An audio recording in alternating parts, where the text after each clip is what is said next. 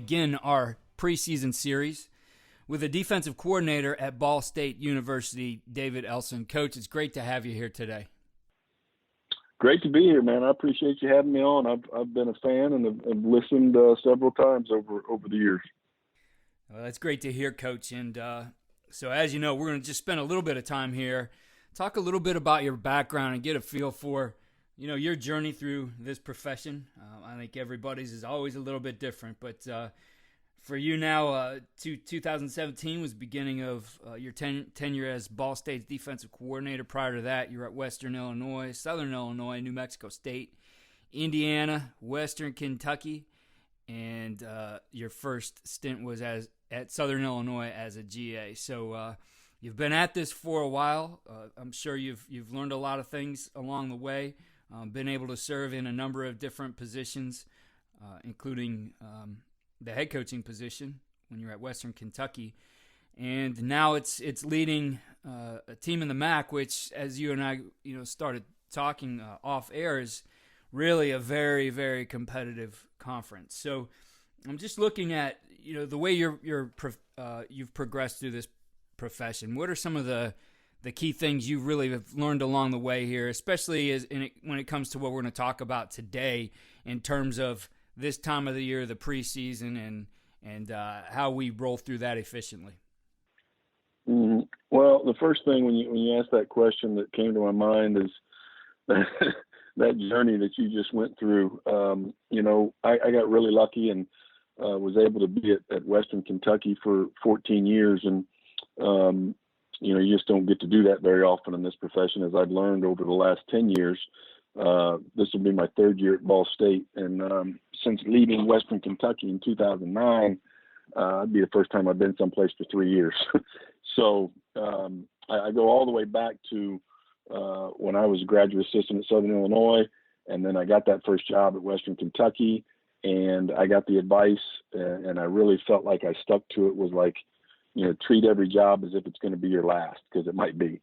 And, that's what I felt like we did at Western Kentucky. And, everything that you do, when it comes to preparing, your defense, your playbook, you're saying, I want to do this as if I'm going to be here for the rest of my life.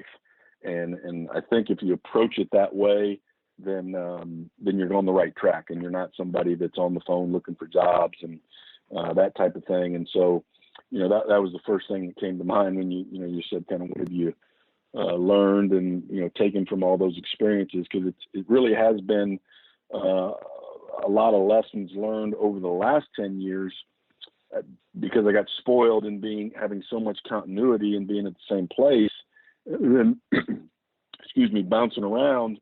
That's where I realized the value of continuity and the things that you can get done when you're able to stay in the same place, for an extended period of time. And for example, the stuff we're going to talk about today is my approach this year at Ball State in year 3 would be not completely different, but a lot of different things, going into this camp, that's, from that first year, when you're still learning players and learning your coaches and what everybody's strengths are. So, those are just a couple things, that I, said, as you brought that question up about, that journey over my coaching career. I think just the value in being someplace and really, putting your feet down and saying, I'm going to be here and build something special, and then just see what happens. And typically good things are going to happen. I think the key word you brought up a couple times there was consistency. And so whether it's year 14 somewhere or it's year 3, consistency in what you do as your players get to know you, your coaches get to know you, is very important. I think a lot of that is reflected in the plan you put together that you carry into camp, in the install. And believe me, that's a very dynamic document and tool for the coaches, because there's so many things that happen, whether it's changes in personnel, whether it's maybe a guy steps up with a skill set you didn't expect him to have this particular season, whether it's an incoming freshman or a guy who really developed himself in the off season. All kinds of things can change, but you look for that consistency in here's how we're going to operate. Here's the process. So as you look at that for you guys, what's that process in saying, here's how we're going to teach this defense. Here's what we're going to be consistent with, and then folding in some of those adjustments that happen along the way. Yeah, first of all, I think, when it comes to, the teaching part of it, kids are, obviously, we say they're different, but I don't think that that's necessarily true. I mean, they're still going to all, just like 20 years ago, they've got their ways of learning. And I go back, you learn by doing.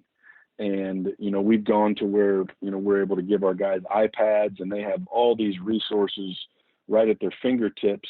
And there's ones that are going to really dive into it. But at the end of the day, it does come back to, us being teachers of the game and finding ways to connect with our players. And our big thing is just that, we want to make sure that we're trying to touch, every different way that a guy learns. When you have we'll have 49 guys that report to camp on defense, and we've got to try to get those 49 guys, to be as good as they possibly can be, because you never know, like we'll talk about the changes in personnel. And so, we are pretty typical, I think, in that, we're going to have our install is planned out, base for the first 3 days, and we'll get into third down and red zone, those type of things. I think we're pretty typical. Then I'm going to have prepared for our defense, an install, obviously the overall plan, but then, an install cut up. And that's where I think it gets, as the coordinator, there's a balance of, I really have always believed in, goes back to my days of working for Coach Harbaugh, of, this is a team game and, team defense. And so we start everything off always when it comes to install as a full defense. And I will, basically introduce and give the why of the defense, the overall communication that has to happen, so on and so forth. But I've really become a lot more aware, especially when I'm coaching a position as a coordinator, that those position coaches really need their time to get into the details and the specifics of their position. So we don't watch a ton of video together as a unit when it comes to the installs. I try to give the overview and then, let them break up and get into the details, at their position. What we really encourage, and then we'll do it as a group, but I really try to break it up. There's people that, whatever the studies are, that say, kids aren't going to be able to pay attention for much longer than 30 minutes. And we try to, adhere to that and say, hey, after 25, 30 minutes, get up. Our facility's set up to where you got pretty quick access out to the field. Hey, walk out and have a quick position, walkthrough of what you just got done talking about, to give them a break, to give them a change of scenery, to keep, all those, just keep their interest and keep it active. And I think sitting in a meeting room for 45 minutes to an hour anymore can become counterproductive. So, when it comes to, that teaching part of it, it really does go back to, I think, changing up the picture. When I say the picture, it's, hey, here's the diagram of it. Okay, here's a video of it. Here's us doing it in the spring. I've gone and looked at a lot of video this summer of other people that are similar to us, and trying to give our guys, seeing examples from whether it's the NFL or if it's somebody in the SEC that's running a similar concept, to let them see them do it. And it might be perfect. It might be, hey, I think this guy could have done this a little bit better, but always just trying to give them a fresh perspective, and knowing that all those guys, something, is different, is going to connect with each guy. And so, we go back and try to learn from ourselves, obviously, from what we did last in the fall and in the spring. But then, trying to find those other examples out there, and, as a teacher, trying to just keep things as dynamic and interactive as we possibly can, when it comes to, our base install. As you're going through your install and the things you planned out, and you've had that opportunity in the spring to do it and put it in, you have new kids now with, the freshmen coming in, and, that adds a different dynamic to it. And then it's different too, because now it's, at the end of these, I can't remember what it is, at 25, 26 opportunities, we got a game, right? We have an opponent looming at the end of this, not a spring game against ourselves. So it's a completely different focus. But also, as I mentioned, there may be some adjustments along the way. Do you find yourself saying, as you look at, your install plan, your install schedule, that we're just going to stick with this no matter what? Or do you find times with the staff, as you guys look at how you might adjust that, or maybe we need to spend more time on this, or I'm not liking how this looks right now, and maybe we take this out and focus on something else? How much do you guys look at that, evaluate that over the course of camp? Yeah, that's a great point. We literally just got done having that conversation, and we've got some personnel issues. We have some guys coming off injuries, and we have some question marks, going into camp, especially in our back end. And so the way we approach it, and I've always, kind of questioned this, and I mean, you're always trying to just make sure you're doing what's best for your team. But I've got this, I like to think we're pretty organized, and I got this whole install plan, laid out through whatever it is, 13, 14 practices. And we were talking about it the other day, and I said, all right, man, here it is, but I promise you it's going to change because of exactly what you're talking about, in that there's going to be a freshman, and we know it, you know what I mean? We're already finding out from, let me back up just a second, as you go into it, this other thing we've talked about is how different things are now, because, I mean, our guys have been doing this stuff all summer. I mean, our first 5 days of install, there's not going to be anything that they haven't already been doing in player run practices. And, we're able to get out there, a football can't be around, but we're able to have more interaction with them in the summertime than it used to be. So as you go into camp, I think a couple things is, number one, you got to keep an open mind of, hey, somebody is going to have taken the next step and surprise you, and there's going to be an injury, and we're going to I was just thinking about one of our defensive linemen literally driving yesterday about, hey, he might be able to play this position because of what's going on at that position. So definitely we go into it with a ton of flexibility. I think the other thing that I'm factoring into it as we go into camp is, there's not 2-a-days anymore. And, we're all trying to be really, really smart in the workload and working with our strength coach and how much we're doing. And so, we're going 3 days, and then we have an off day. I was looking at the Colts training camp schedule. They won't go, they go 4 days and an off day, so we're all very cognizant of making sure that our team goes into that first game fresh. We're also, concerned about overtraining because everything has become so year round. So consequently, camp is not as crazy busy as it was in the days when you were, you had 2-a-days and you were scripting. You had back-to-back 2-a-days, and you're trying to script in between practices, and you got all that. So my point in saying all that is that, we're going to build in and say, look, on that first off day, we're going to regroup, and we're going to see what we've got in. And we're going to look and say, this is what we had, originally planned to put in. What do you think? Can we do this now? Because we've got some continuity and we've got some kids that have done the stuff that we've been doing. I'm going into it with the mindset of being a little bit more aggressive and saying, hey, we're gonna do it. We're gonna get it in, and at least maybe I'll just call it when I know, or I'll script it when we've got the veterans in there, and make sure we're smart, from a scripting standpoint for the knowing who's going to get what reps and that type of thing. But definitely, we go into it and say, this is the perfect world. And then we know that never once in 25 years have I stuck exactly to an installation plan, as we had it going into day one. So I think there's a lot of things, though, dynamics that have changed over the last couple of years that, make you really look at stuff like that and say, how are we going to approach this? Hey, we got to look and see, what this guy's doing, and we got to make sure this guy's getting X number of reps to see, can he do what we were planning on him doing?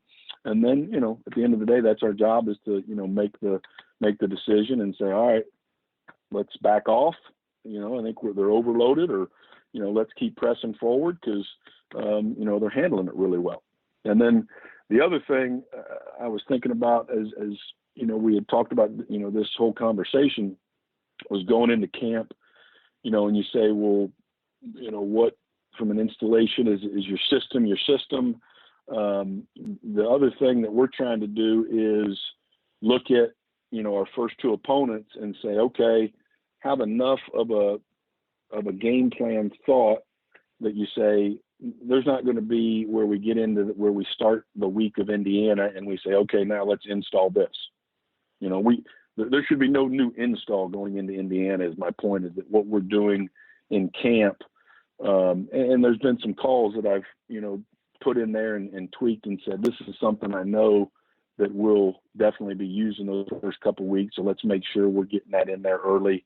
And, and then once again, though, same conversation we had was, that whole idea, a lot of people will put together a full game plan for, that first game or that 2 games. Well, there's a lot of things that are going to change from practice 1 to practice 15. And, so we don't go full bore, game plan for that first game. It's, there's some basic things within our system that we know, we're going to do and are going to be a part of it. And then I think as we learn our, this team better, because, when you look at it, I like it when, people say, hey, this is team, whatever, 117 or however many years you've had a football team. But this team's never been, when we report on August 1st, it's going to be the first time this 110 people have been together ever, so there's a lot of things to learn in training camp with our freshmen coming in and just the new pieces that we're plugging in. It brings a few questions to mind. First of all, just looking at the pace of your install, at least as how it's planned. I talked to a lot of the offensive coaches on here, and many of them have adopted, I think, what came out of Dana Holgerson going to like a 3-day install. And I had Noel Mazzoni come on and talk about how he does a 3-day and then follows it up with kind of a situational day with those things and a cleanup day, and then going back through the install again with things. From the defensive perspective, how long is it taking you to at least get through things the first time? Yeah, I think 3 days is what we're, as far as base, that's what we're allotting is, 3 days of our base, front stunts, obviously, coverages, and then, some first and second down pressures. Really, from a defensive perspective, I always, it's a combination of, obviously what's the situation. Those first 3 days are base, but then what personnel groupings are the offense putting in?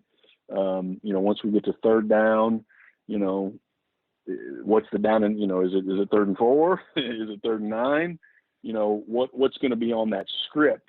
That's what I really go back to is the number of reps that we're going to get in practice, and how much is it going to be 3rd and medium as opposed to 3rd and long when we do get to the third downs, because that's where I know that I'll kind of switch up the install a little bit once we get to knowing exactly what that day's practice and script looks like. And once again, we went and planned out the first 3 days of practice plans, but I'm of the same mindset, and Coach New and Joey, and we all talked about it, saying, look, it's going to be based on injuries. It's going to be based on, just how we feel about, how the guys' legs are. And so how many team reps you're going to get, so then here's another thing that I think the way it is now with one-a-days and the walkthroughs and everything,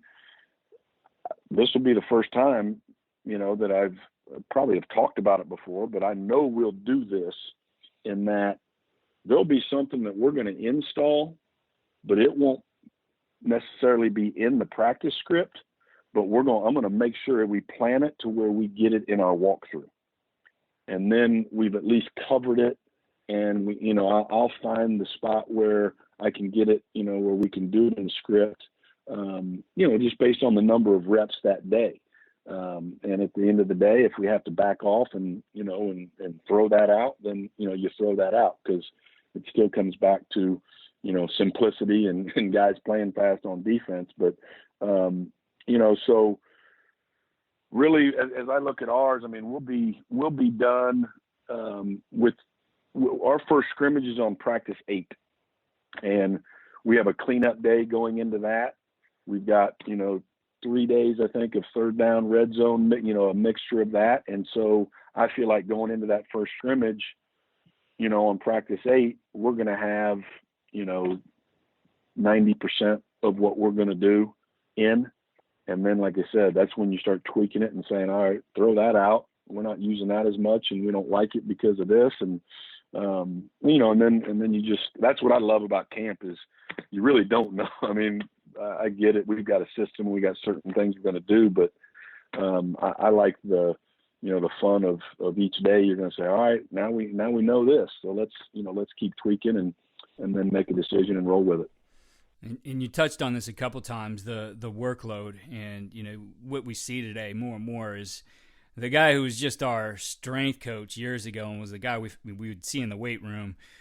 He and his staff are doing so much more, really at every level. And so I had an interesting conversation with the head football coach at Union High School in Oklahoma, Kirk Frederick, and he talked about, on the podcast, it'll be aired before this one's up, that they really plan out the amount of reps, and they are scaling up their players' reps to a point where the workload is game-like, but they don't start with that on day one. They're very cognizant of the workload that they're putting on them, and I see more and more, whether it's using technology like Catapult or those types of tools, or just having somebody who's really putting an eye on that's become such a big part of what we do, and really works into this install as well, from especially the physical standpoint, as far as the number of reps we're going to put on these guys. So when you look at that, number one, how much are you relying on the performance staff, as well as looking at the amount of reps that you're giving out to certain players or certain units? How many, for example, is the first team getting versus the second team? Because you got to have all those guys prepared. So, a couple questions there, but how do you handle those things?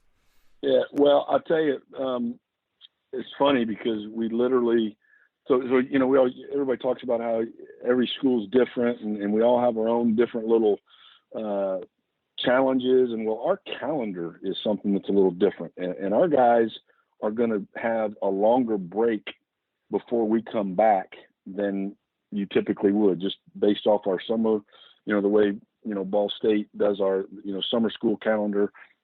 Last day of classes is tomorrow, July 19th. And so they don't come in till August 1st. So, our strength coach is, we're going to have guys, stick around a little bit voluntarily to get a couple extra days in. But at the end of the day, that is factoring into our practice schedules for those first 3 days. And Ben Armour, our strength coach, who's as good as there is, he's really spent a lot of time and shared all this information with us, trying to be as scientific as we possibly can, knowing that they're coming off a little bit of a break. We'd all like to believe that they're all going to be, working out every day and working as hard as they do when they're, with him, but, that's just not the way it is. And so our install literally, changed a little bit based off the fact that those first couple of practices aren't going to be as long as we typically would have been. And so definitely that's a huge factor. And yes, you get the catapult stuff, but we don't have that. So, those guys really do a good job of they do like a questionnaire to our guys after workouts and after practices and see how they're feeling and, try to gauge things based off of that. But that all goes into it when it comes to, the number of reps. Absolutely. Like I mentioned earlier, I think it's a big part of my job and our job scripting is to say, okay, right now, we start things off fairly balanced with the ones and the twos to begin camp. And because, there's going to be competition at positions and we want to give guys fair chances. We want to mix it up and we want to see them go against different guys. And then we got to look and see what, how many reps do we want those other guys that, whether it's a freshman or it's maybe a transfer that we haven't seen as much like from spring ball. And so all those things factor into it. And it's literally a daily conversation. And, I think that's the beauty of camp and putting the team together. Coach, the other aspect of this that we probably don't talk enough about as coaches, and there's no coach wearing a catapult, right? And it's more with a coach. Right. I mean, certainly, you start getting when you get on a camp and you're standing out there all day and your back hurts a little bit. So there are the soreness issues for coaches, but there is that point, I think, where you got to watch out for the mental fatigue. I mean, going into it, you're probably running off adrenaline like the first week and a half, right? And then somewhere around a week and a half in, 2 weeks, every day starts to feel like the other. I mean, we're working. It's a lot different than hitting the rhythm of the season. I mean, we used to joke like, what day is it? Today's Wednesday. Like, I mean, it had no feel to it other than practice number, whatever, right? That's what today is. Yep. How do you guard against the mental fatigue? Especially, we talked, it used to be like, man, if you had a 2 a day, you really like the singles more just because you could be a lot more efficient with your work as a coach and watching film, evaluating, getting scripts ready. So, what are you doing, I guess, as the coordinator, both from your own standpoint, taking care of what you need to keep mentally fresh and as well as making sure that, the staff is staying sharp as well? Yeah, I probably would, I'm going to sound a little bit old school here, but I'm like, the schedule is so much better. Like I said, when you compare it to the 2-a-days and all that, I think I go back to with the players and with the coaches, I think you do have to keep things fresh and, change things up when it comes to how you're presenting and mixing in walkthroughs and, coming in and out of a meeting to a walkthrough and giving them breaks and all that stuff. But when it comes to the, in general, I mean, like we got 3 days and we got a day off. Yeah, right. And then we got 4 days and we got a day off. And so when I say day off, obviously the coaches aren't off, but I really do think, it lends to being able to stay fresh.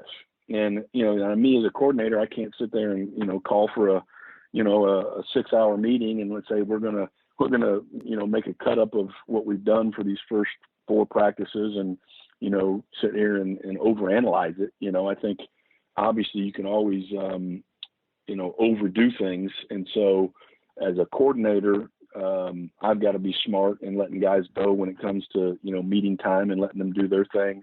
But I really think, the way the schedule is, I love it. I mean, I think it is better for everybody. I think you're better prepared. I think you're able to, give, better breaks in between. And I think it is better for player safety and it's better for coach, coach's happiness, from the head coach on down is that, it's just not as much of a grind. I mean, really, you think about those old 2-a-days, man, back to back to back. This is honestly, it's a cakewalk when it comes to the preparation. And so, other than me just going crazy with meeting time as a coordinator, I think it really lends to a pretty, a good setup to where, guys can go into the season fresh. Do you have any tips for coaches on making sure they stay connected on the personal side of things? Because I just know the mentality. I mean, I can remember it in a lot of ways. It would always feel like, like you're in the Navy and you're getting on a ship and sailing away because, I mean, you could be home and not be home because you're thinking about everything that's going to happen the next day. Any tips for how you, I guess, at least kind of stay plugged into the other part of life and not let camp overwhelm you?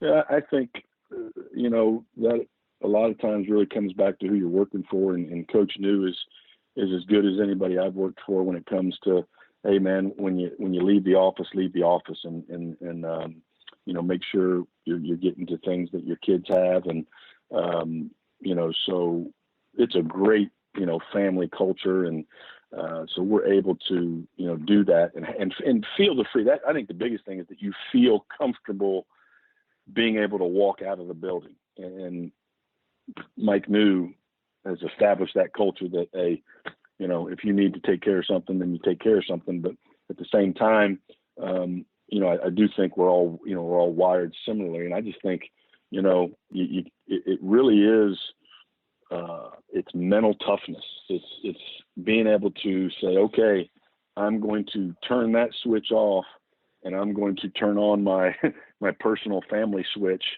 And, we talk to our players about, focus on, what we're doing right now, focus in a meeting, focus in a walkthrough. Well, as a dad, as a husband, you've got to be able to say, all right, I got to have enough mental toughness to turn off the football and turn on, my family. And so that's the way I look at it, is just like, I always put myself, what are we asking the players to do? Well, then I've got to do the same thing.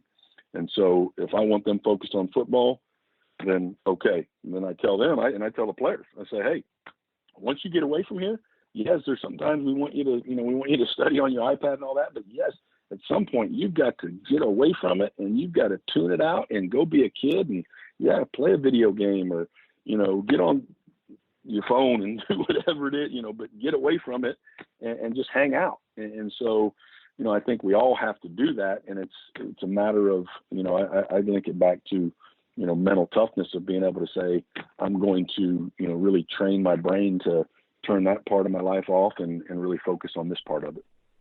Coach, I love that approach, and I don't think I've had any coach in all the hundreds of interviews talk about it in that way, that it is mental toughness. But, when you think about it, it is. And we get caught up as coaches that, we're going to grind, we're going to outwork everybody. And we put our mental toughness chips over on that side of the table and not realize, like, the mental toughness is actually being able to shut it down. So really appreciate you sharing that with us.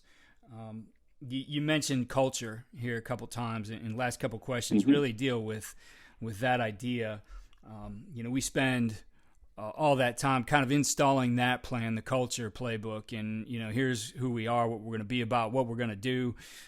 Here's our beliefs. Here's what we expect out of our behaviors. And when you hit camp, it is definitely time to see those in action. What kinds of things are you doing through camp? I guess to recognize those things, to call out the situations where here's the guy doing exactly what we said we were going to do. Here's a guy living our culture. Here's a shining example of it. How are you guys, I guess, either as a team or as a unit, as a defensive unit, or even position groups, recognizing those types of things?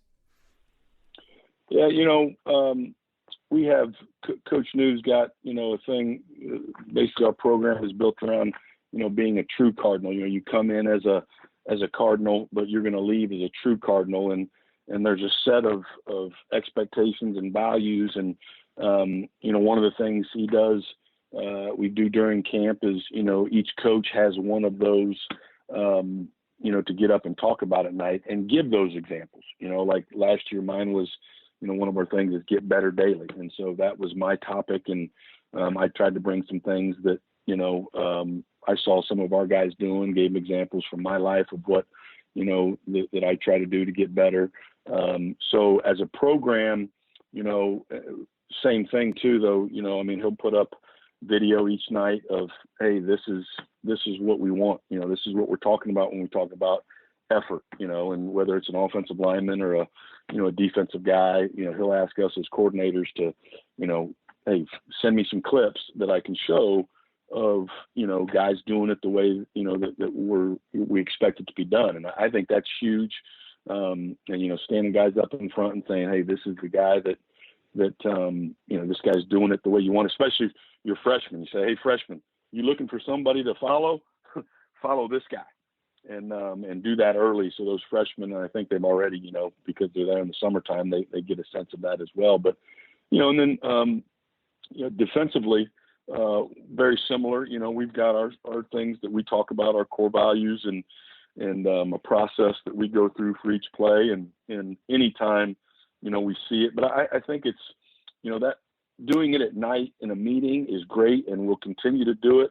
But what we're really trying to take the next step is to get the players to recognize it like in practice and get them to be the ones that are, number one, holding the guy accountable if he's not doing it, but also just, hey, people talk about culture is active, it's dynamic, it's ongoing, it's everything you do, it's how you walk in the room and, how you present yourself. And so we want that to be out of practice where guys are reminding guys to, we talk about grabbing grass and running to the football, getting in the gun line. Those are all things just, using our language and talking the way that we talk. I talk about that a lot in our defensive meeting room as far as the way you say things is the way, it's our way of saying it. It's the Cardinal Way.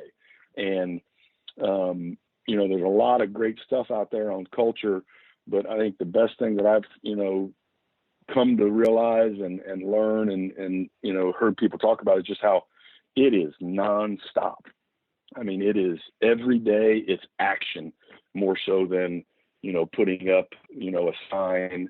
I think signage still needs signs.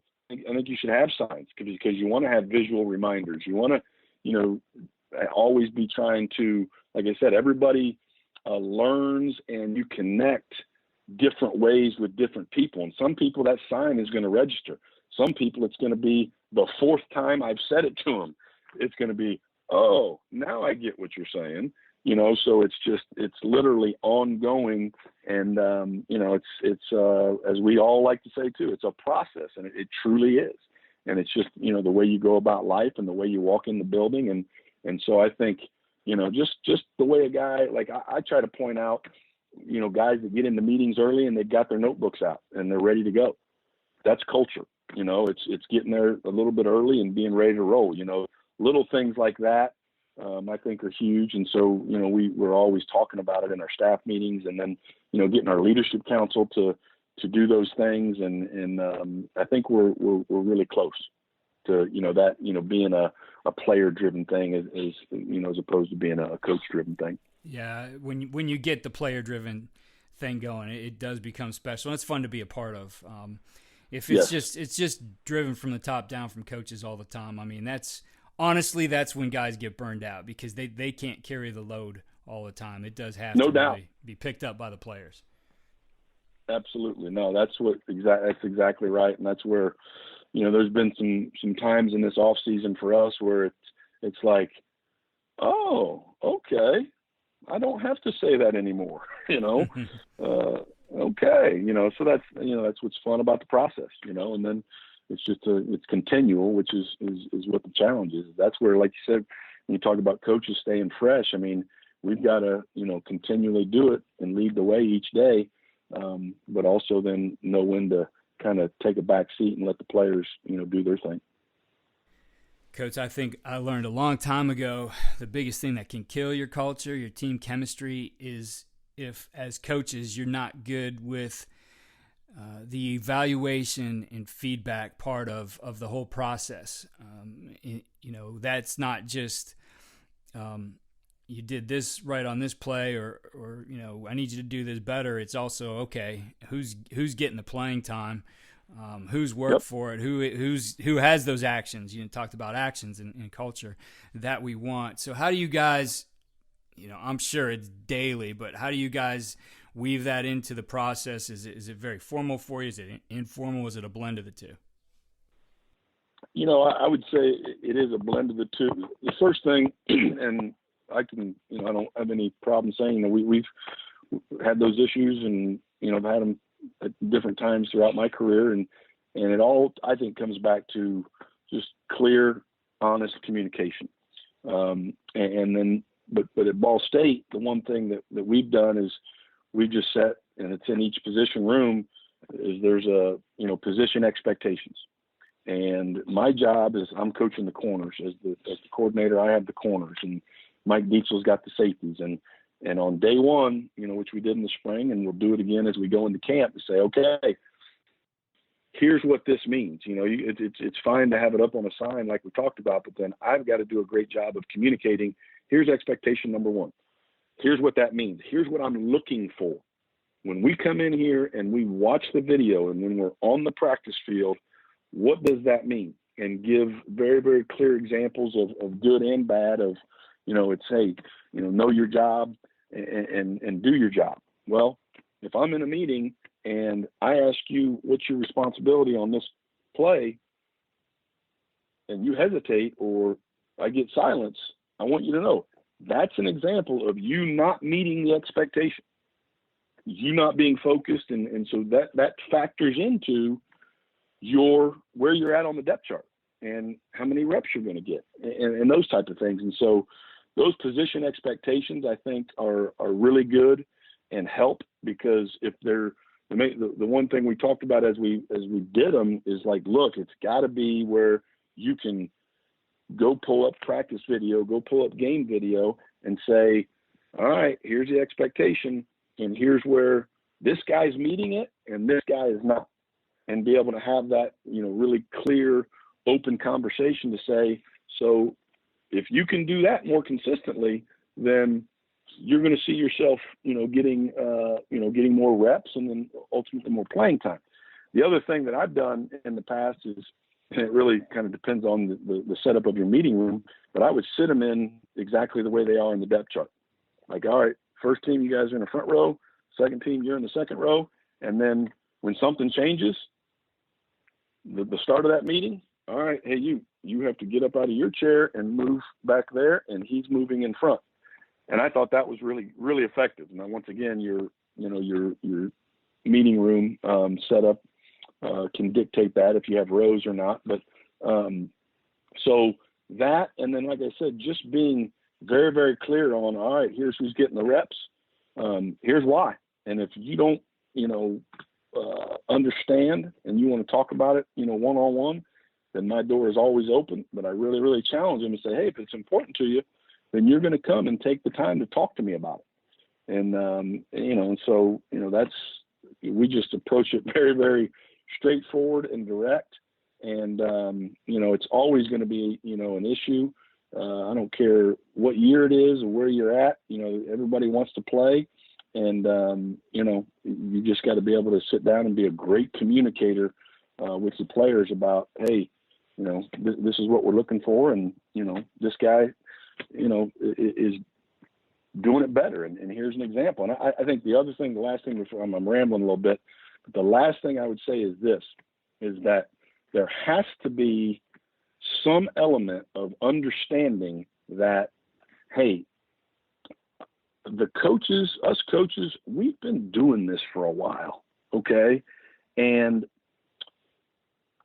I just know that this guy, based on, like we talk about culture, the way he walks in the room, the way he takes notes every day, the way he focuses in the walkthrough, those are all things that at some point, I've been in positions where sometimes you don't have like just a clean cut example of this is why this guy's getting more reps than you are, or this is why this guy's playing in front of you.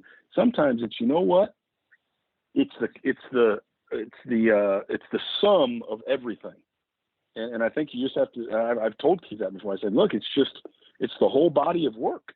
And here's a couple little examples along the way, but it really does become your body of work. And the other thing is that, like, I'll be in a meeting and I'll call on a kid and ask him a question. And, if that question isn't answered correctly, or, he doesn't answer it the way, we expect him to answer it, I'll pull that kid aside after that meeting and say, all right, there's an example. You understand that? Or obviously when somebody does it right and somebody, stands up, answers a question in a meeting or does something in a walkthrough, and I make sure, hey, you point it out and say, okay, that's exactly what we expect. That's why he's going to get more reps. And then, there's been times where at the end of a practice, I say, hey, by the way, I want you to know I changed the reps in practice today because of what happened in the walkthrough, because so-and-so wasn't focused in the walkthrough. He was going to get these reps, but I changed it to him because of that. And I just think that honest, open communication, helps, at least, that you're not going to have guys that are pouting behind the scenes, because if you tell them straightforward, then, there's really nothing they can go and have that adverse effect in the locker room, because the other players know, hey man, you're getting communicated with, and you're being treated fairly. That's the biggest thing, is treated with respect and being treated fairly. And I think if you do those things, then you're gonna have a chance. Coach, you shared a lot of great ideas with us today and how to successfully and effectively get through this camp and preseason here. But if I were to say, what's one thing, as you look at all the things you do as a coach, what's one thing that really is going to give your team the winning edge? What is that? Oh, I think the energy that we bring each day, in our meetings and walkthroughs. I just think attitude, just our mental approach to it. We've got a lot of passion on our staff, and I think that the energy that we have and we're going to have on a daily basis consistently is what's going to, do, something for our guys. That, you asked that from a coaching perspective. I think, that's, where, we're going to, separate ourselves as we go into this camp and this season, is bringing the energy and really being consistent on what our expectations are. Coaches, you can follow Coach Elson on Twitter. It's at Coach David Elson, ELSON. We'll also put that link in our show notes at blogs.usafootball.com. Coach, I really appreciate you taking the time here, and best of luck to you and the Cardinals in 2019. All right, man, no problem. I appreciate you having me. Thank you again for listening to the Coaching Coordinator Podcast. Please, if you are enjoying the podcast, head over to iTunes or Spotify and click 5-star for rate. If you have a minute, write a review. It really helps the podcast. Check out our new home for the Coaching Coordinator Podcast. That's at coachandcoordinator.com. And follow me on Twitter at Coach K. Grabowski.